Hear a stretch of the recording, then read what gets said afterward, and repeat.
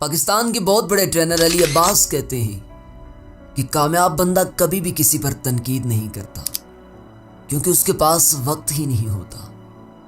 और कहा जाता है कि एक मर्तबा एक शख्स सुकरात के पास आता है और आकर कहते हैं, सुकरात मैंने तुमसे बात करनी है। सुकरात कहते हैं, उस बात को करने से तुम्हारा कोई फ़ायदा होगा? वो शख्स कहता है, नहीं। कहा, इससे कोई मेरा फ़ायदा होगा? कहा, नहीं। कहा, सोसाइटी का कोई फ़ायदा हो सकता है? कहा, नहीं।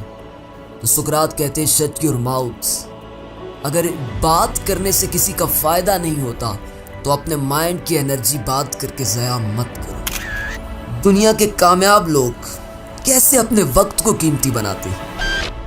क्या उनका माइंड कभी डिस्ट्रैक्ट होता है या नहीं?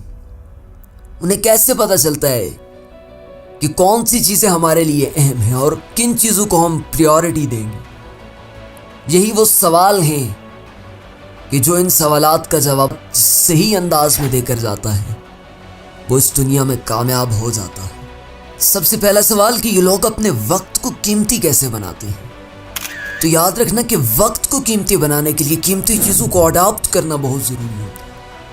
ये लोग वैल्यूएबल चीज़ों पर फोकस करते हैं और अपनी प्रोडक्टिविटी, अपनी क्रिएटिविटी को इम्प्रूव करने के लिए मुख्तलिफ़ किस्म की नॉलेजेबल चीज़ों पर स्टडी करते हैं, रिसर्च करते हैं और अपने गोल को अचीव करने के लिए अपनी स्टडी, अपनी रिसर्च, अपने नॉलेज, अपनी इंफॉर्मेशन, अपने कलेक्टेड डेटा को उसके साथ लिंक करके अपने गोल को अचीव करके अपने माइंड और अपने टाइम को वैल्यूएबल बना देते हैं। और दूसरा सवाल कि क्या कामयाब लोगों का दिमाग डिस्ट्रैक्ट होता है या नहीं होता? तो सुने कि जो भी इंसान है ना, उसका दिमाग कभी ना कभी डिस्ट्रैक्ट ज़रूर होता है।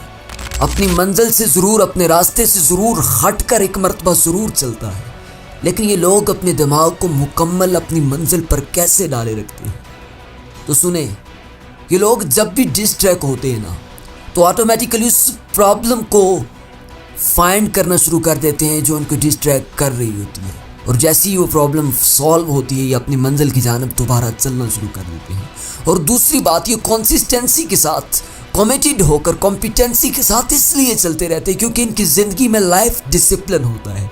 जब किसी चीज़ से तरतीब ख़त्म हो जाए ना तो ऑटोमेटिकली डिस्ट्रैक्शन, फ्रस्ट्रेशन, स्ट्रेस और एंजाइटी जैसी चीज़ों का शिकार होकर अपने मकसद, अपने पर्पस, अपने गोल से पीछे हट जाती है।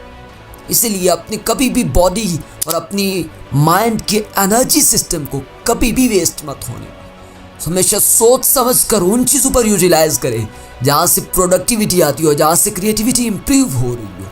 ये लोग हमेशा वही बात करते हैं जिससे इनका फ़ायदा हो और वही काम करते हैं जिससे ये दुनिया को कुछ करके दिखा सके।